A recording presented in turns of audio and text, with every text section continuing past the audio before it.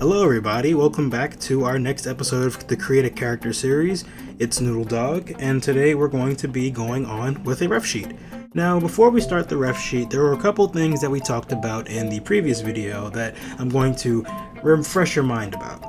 So, if you remember correctly, we had a couple things that we talked about. We talked about the intent of a character, we talked about the design, the species, and a couple other things.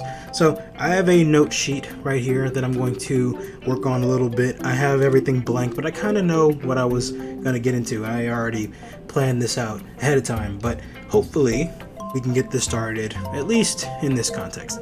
So, this is what I usually do when I start a character. Now, mind you, I don't actually do the actual this all the time. I don't do all of this when I start because it's a little bit cumbersome. Usually I start with a sketchbook page or I start with a notepad page and I work on a character, and then once I have a solid concept, then I just continue to draw them until I have a finished design. Alright, so the first thing we're going to talk about is the intent of a character. Now, the intent is pretty important, like we said before, because we want to make sure we know what we're doing with this character, as in we want our investment to be worthy. So we don't want to be putting too much time into a character if the character is not going to be used often. We don't want to put so much time and effort into the character, if the character is just going to be a logo or something like that. So we want to understand what this character is going to be. So I've already written it down right here.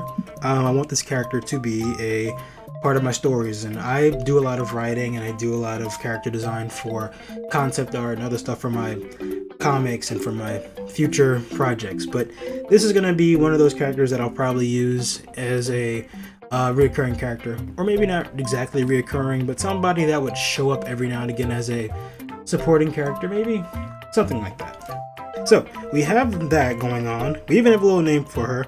Her name is Junko. I'm going to make her. We're gonna go down to species now. I've been thinking about this for a little bit. I've actually been considering what I wanted. I said I wanted to do a cat. I did a little bit of searching, a little bit of soul searching, and I figured out that I kind of liked the Japanese bobtail. So we're gonna put that down. Bobtail. Sorry, Japanese bobtail. Excuse my handwriting. My handwriting's awful. Japanese bobtails are really cute. They're if you've seen the waving cat statues in certain areas, I believe that is what that is. I believe that's the type of cat that is. I believe they're extremely lucky, and they're cute. I love them. I think that the lack of a tail is pretty adorable. Okay, so we got the species going on. The bobtail cat has different types of patterns and different types of looks, so we can do whatever. But I'm going to do a plain white cat, and I'm going to add some patterns to them. Let's talk about personality next. Now, I had a couple ideas mulling over as I was working on this, and I think I got an idea as far as my general personality. I want a character that is, I'd say, confident, but to counteract that, confident, I didn't know how to spell confident for a second. I want her to be confident, but I also want her to be a little bit clumsy, because that is a recipe for disaster, and I wanted her to be a chef, so it's kind of cute. Recipe for disaster, literally. So confident, clumsy. We want her to be hardworking and well-meaning. So we're gonna write that down too. Make sure that we understand that these are the things that we want these characters to not really exemplify, but we want that to be evident when we draw the character, when we write the character, or when we do whatever with the character. So hardworking. We also want her to be well-meaning. And that's a good set of things that we want to keep in mind when we're making a character. So even down to expressions, this is the kind of thing that you want to keep in mind. So this is a pretty important thing to work on. And then we have the design. Do we have any special items that we want the character to have? I actually don't know yet, but we can always change this. We can always come back to this later. I had some ideas to put maybe she might like bracelets or something like that, but maybe in the kitchen that might not be the right thing. So sometimes she has to settle for maybe hoop earrings or something like that. I don't know. So maybe we'll put that on there, and we'll just put a little asterisk by it. We don't know. Let's see. Put a little asterisk right there. And just like that, we're ready to get started. So, we're going to move over to the next part, which is this area here. This is going to be our drawing studio. We're going to be working pretty quickly. I'm actually going to We're gonna go through step by step. We're gonna do sketch, and then we're gonna do the general color. This is gonna be a pretty simple character. We're not gonna do crazy much with this. So what I'm going to do now is I'm going to go ahead and get started with the character. We want to do a sketch layer first. So we have a couple layers over here on the side, and I'm going to just start sketching the character, get some ideas going, and once I have something, I'm going to come back. We have a lot of space, you might notice, from the area that we have, and that's on purpose. That is because we want to have multiple different pictures on this one thing. It's the reference sheet. Reference sheets usually have a front, back, and a side picture that gives us a general profile of the entire character and anything special about the character when we design them. So I'll be right back when I finish the sketch, and we're going to talk about that, and then I'm going to go to the lines, and then we're going to do a basic color. Alright, I'll see you guys later.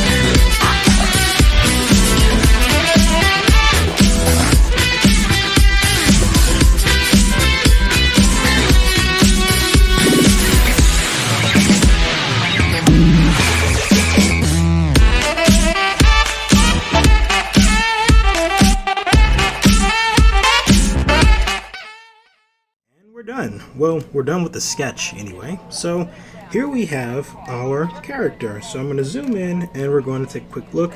As you can see, you guys saw me draw this, so I had a lot to do. I'm going to fix up a quick bit like that, make sure the line a little bit more solid. And let's see if we have anything else. Right here maybe. Okay, looking pretty good actually. Yeah. And we get a back shot. So we have 3 different shots. These shots will be really useful, especially when I want this character drawn by somebody else or what have you.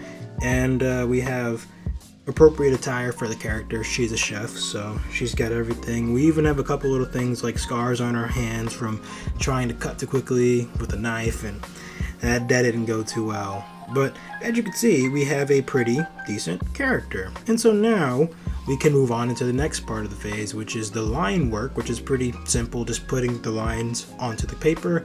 I'm going to do this off screen, and I'm going to be right back, so don't go anywhere, and I will see you guys in a little bit.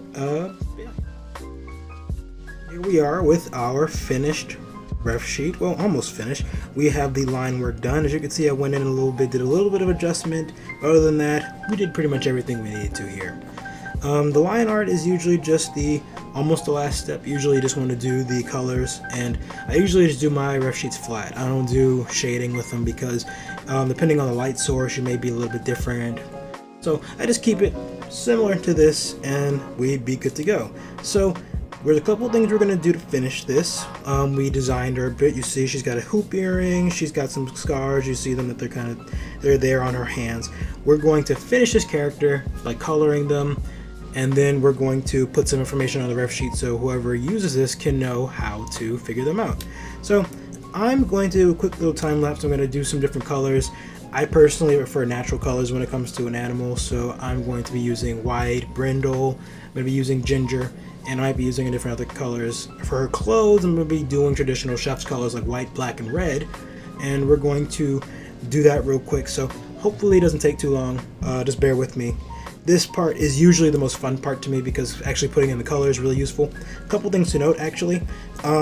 This is the line works, as you can see, but it's a little bit easier to maintain, especially if you do you go in, you mind whatever pieces you're looking at. Like say for instance you have some of these here, you want to make sure that these are connected and they are closed in. You can always go back in and you can erase anything that's a little bit unsightly like that there. I'll erase that.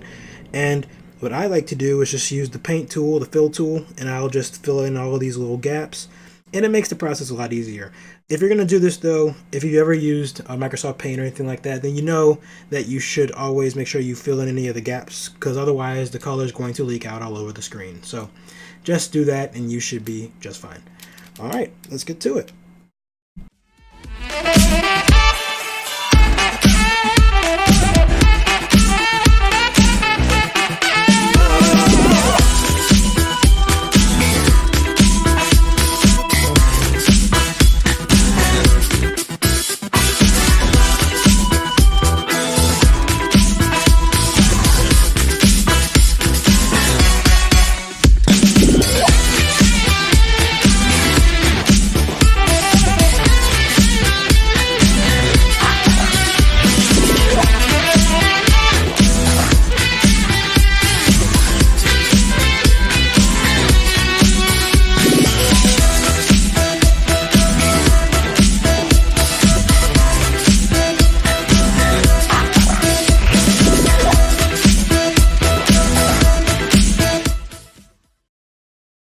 We are finished. We're pretty much done with this character. She looks really cute and I really like her.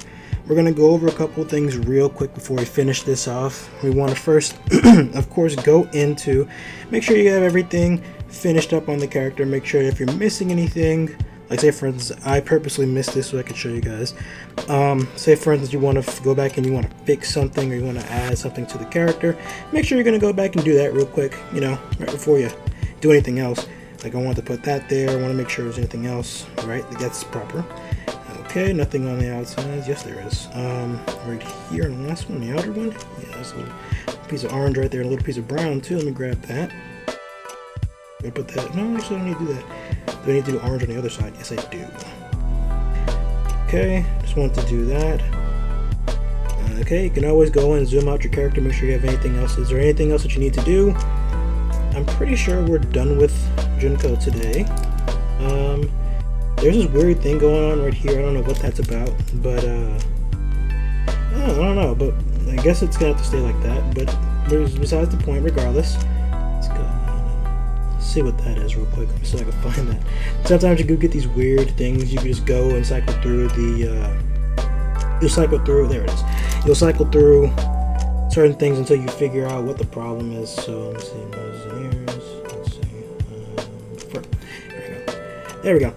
Alright, we're pretty much done. A couple things that we're going to do before we end this video. Let's go ahead and let's take a look at our character. Is there anything we want to change? Like I said, I'm pretty satisfied with this character. You could always go in, and with digital you can do this. Traditionally it'd be kind of hard to do. You can lock a layer and you can go over things and see if there's anything else you want to do. Like say for instance I wanted to do a little bit of brindle in her paws here. I'm going to do that. Take that brown. Just want to come back over here. Maybe right here, maybe. And just tap a little bit of brown in here. There we go. Got her little chin. I'm going to go in and tuck that in. See if there's anything else I need to do for that. No. Oh, the ears. The ears have a little bit of yellowing to them too.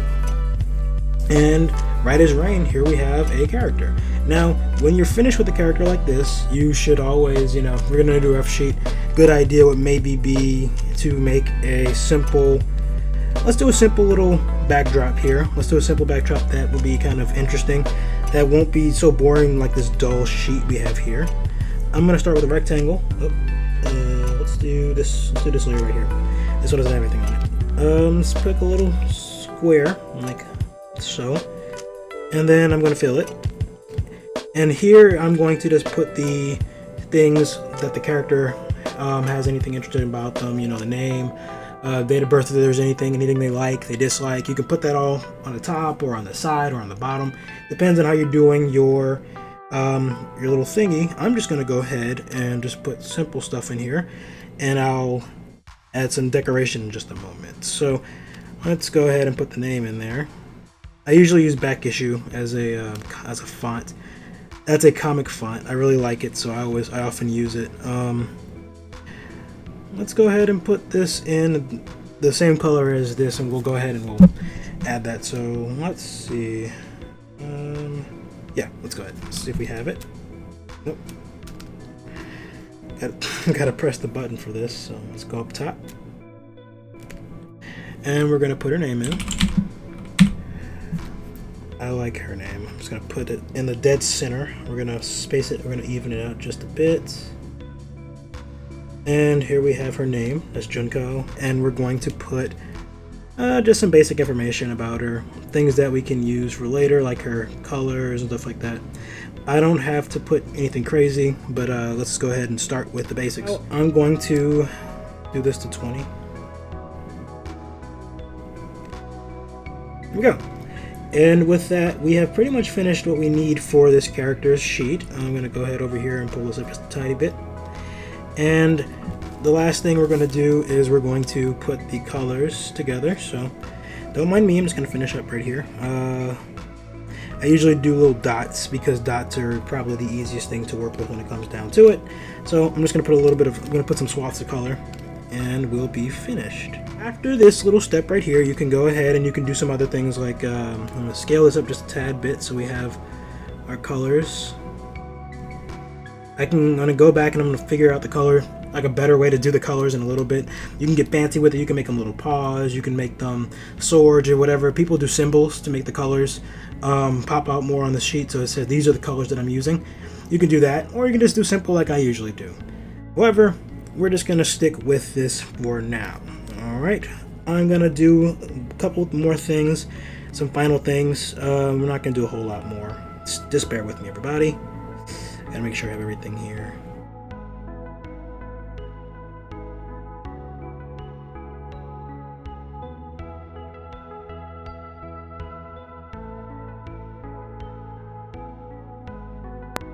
Alright, there we have it. We have our own little character.